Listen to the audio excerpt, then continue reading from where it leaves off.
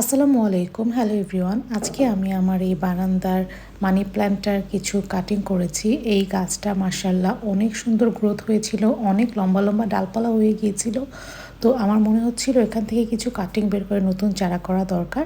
আজকে আমি তাই করেছি। আর সেই সাথে আমার এই নিয়ন পথসটাও মাশাআল্লাহ অনেক ভালো গ্রোথ হয়েছে। এটাও আমি খুব সুন এটার কাটিং করে প্রপাগেশনের জন্য দিব। সেই সাথে এই যে আমার বড় বড় পাতার মানি প্ল্যান্টগুলো, এগুলোরও আমি কিছু কাটিং করেছি, করে এই যে একটা আলাদা পটের মধ্যে পানিতে প্রপাগেশনের জন্য দিয়েছি।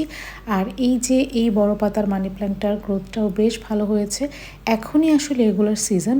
এই সিজনে যেভাবেই যেখানেই হচ্ছে কাটিং রাখা হোক না কিসের জন্য, একটু পানিতে রাখলে কিছুদিনের মধ্যে মাশাআল্লাহ খুব সুন্দর এগুলো শিকড় চলে আসে এবং সেই সাথে নতুন চারা বানানো খুবই সহজ হয়ে যায়।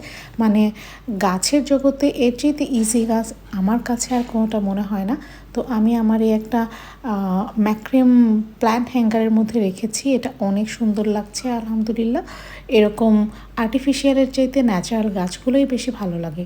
আর হ্যাঁ, গাছ ঘরের ভেতর রাখলেও আপনাদেরকে খেয়াল করতে হবে সবসময় যেন আশেপাশে কোনো জানালা অথবা বারান্দা দরজা যাই হোক থাকে, যেন খুব সুন্দর মানে ইনডাইরেক্ট আলো এবং বাতাসের একটা ব্যবস্থা থাকে। তাহলেই কিন্তু খুব ভালোভাবে এগুলো গ্রো করবে। পানিতেও মানি প্ল্যান্ট বাঁচে, অনেক দিন বাঁচে, কিন্তু একটু আলো বাতাস তো প্রয়োজন, একেবারে অন্ধকারে বাঁচবে না।